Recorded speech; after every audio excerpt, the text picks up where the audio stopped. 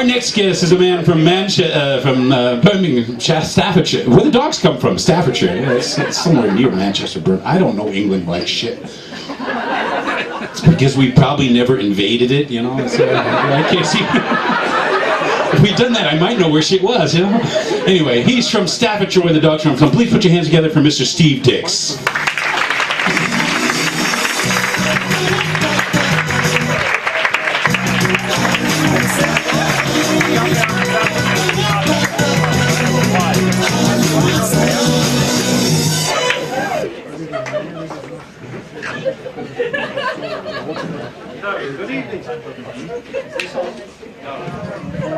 Great. Never buy microphones with switches. First rule of comedy. So, are we having fun? Yes, we're having fun. We're having so much fun. Are we having fun? Yeah! Stand up! Stand up! Come on, up! All of you! You too. Right. Are we having fun? Yes! Right.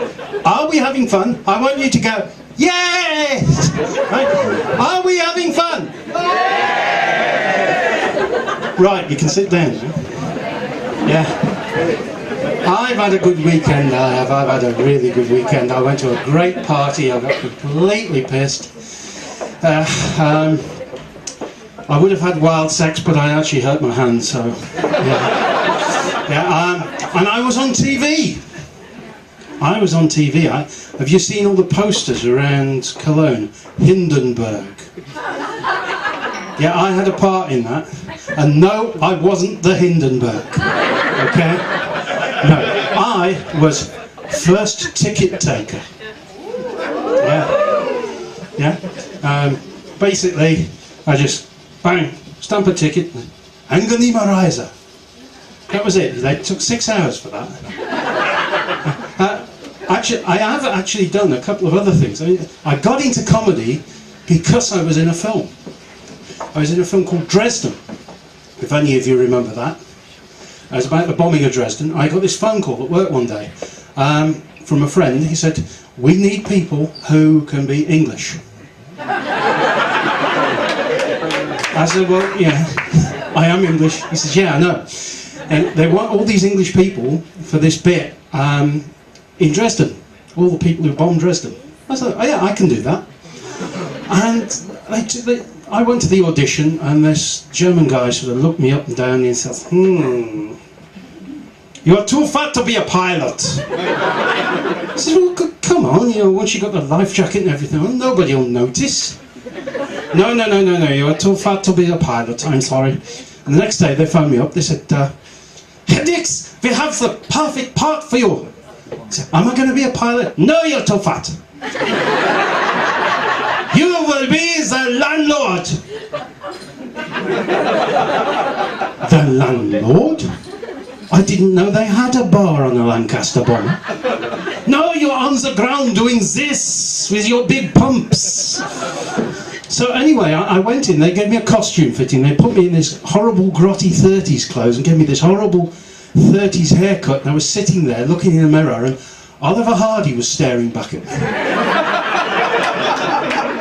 Well, that's another nice mess. So, yeah, they got me and they took me into the studio and they put me behind this fake bar with the fake beer engine.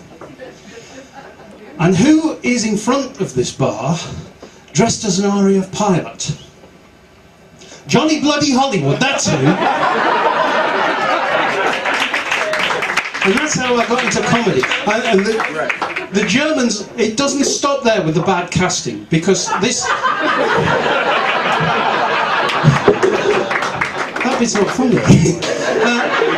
It doesn't stop there with the bad casting, because in Hindenburg, I'm playing a ticket taker. But the guy who I give the ticket to is playing a comedian. And who am I giving the ticket to?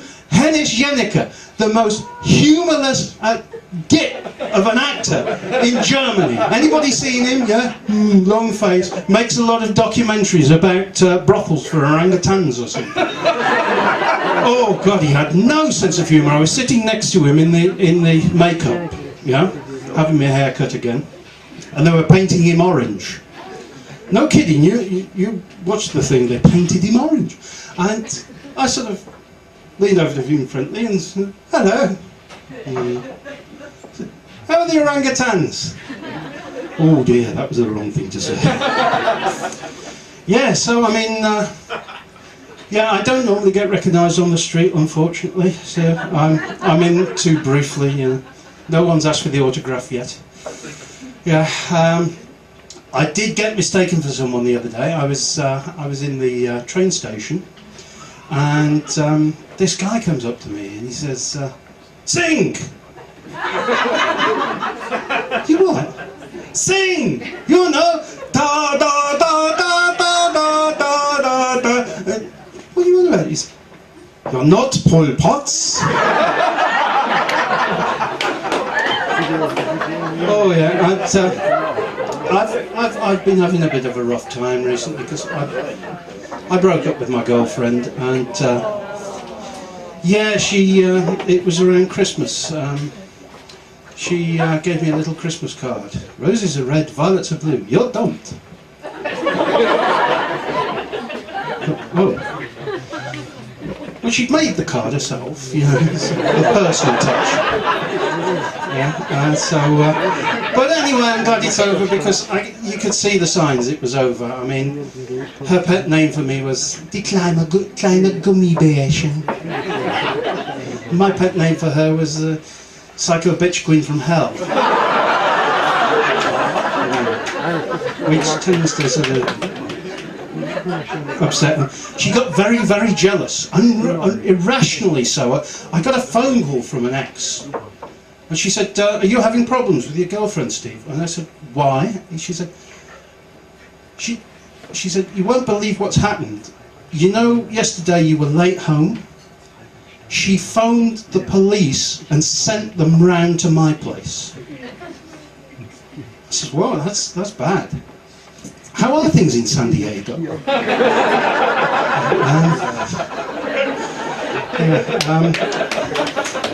So yeah, you could see it was doomed from the start, and so I've been building my kitchen recently into the new flat, and I don't know if you've ever sort of cleaned out a kitchen.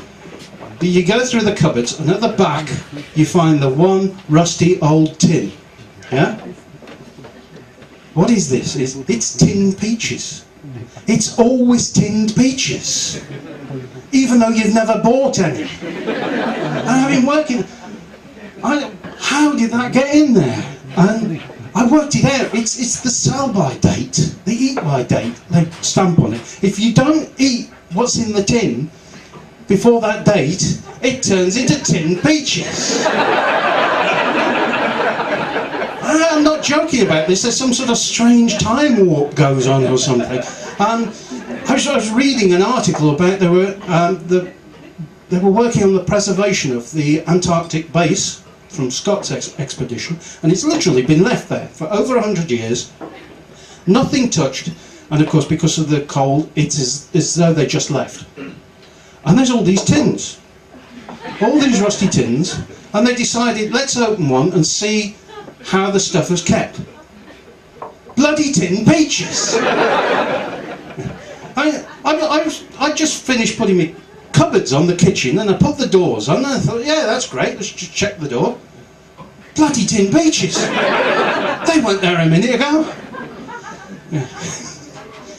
Anyway, as I said, I come from Birmingham, and surprisingly enough, there's an awful lot of people who like country music in Birmingham. I don't know about you, but ever since I've seen Brokeback Mountain, I can't keep a straight face during Marlboro ads. And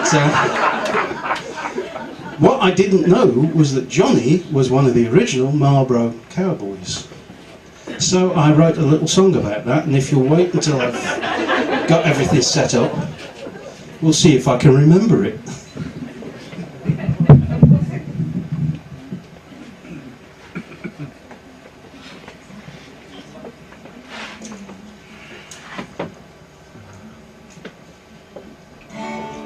1, 2.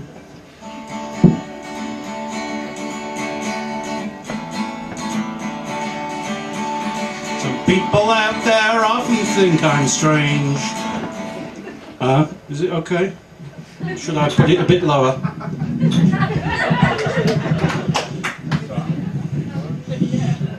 Well, if this doesn't work, I'll just sing it anyway.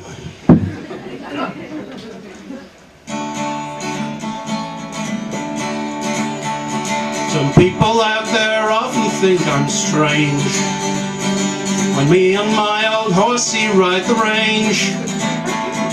Soon as they start smoking, me and Trigger start choking, and we have to go and sit further away. 'Cause I'm the only non-smoking cowboy in the Marlboro ad. You refrain from smoking, I'd be awful glad. Sorry to have to ask you, but it's murder on my asthma. I'm the only smokeless cowboy on the range. 'Cause I'm the only smokeless cowboy in the Marlboro ad. The prairie's looking lately like a something, something, something.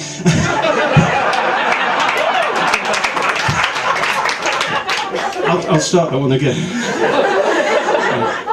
I'm the only smokeless cowboy in the Marlboro ad. The prairie's like an ashtray and it makes me sad. Round up without failure with my benzodrine inhaler. I'm the only smokeless cowboy on the range. Some people out there often think I'm weird after in the Marlboro adverts I've appeared.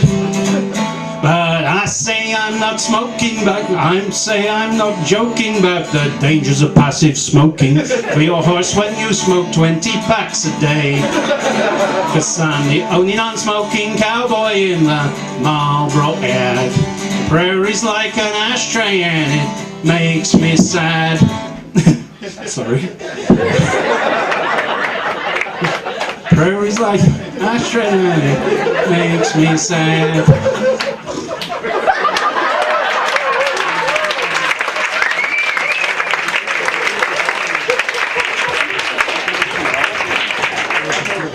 And the Indians can track you by the smell of stale tobacco. I'm the only smokeless cowboy on the range. I'm the only smokeless cowboy on the range. I'm the only smokeless cowboy on the range.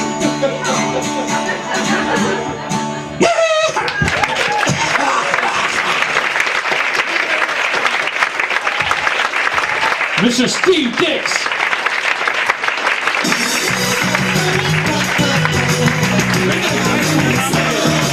Thank you.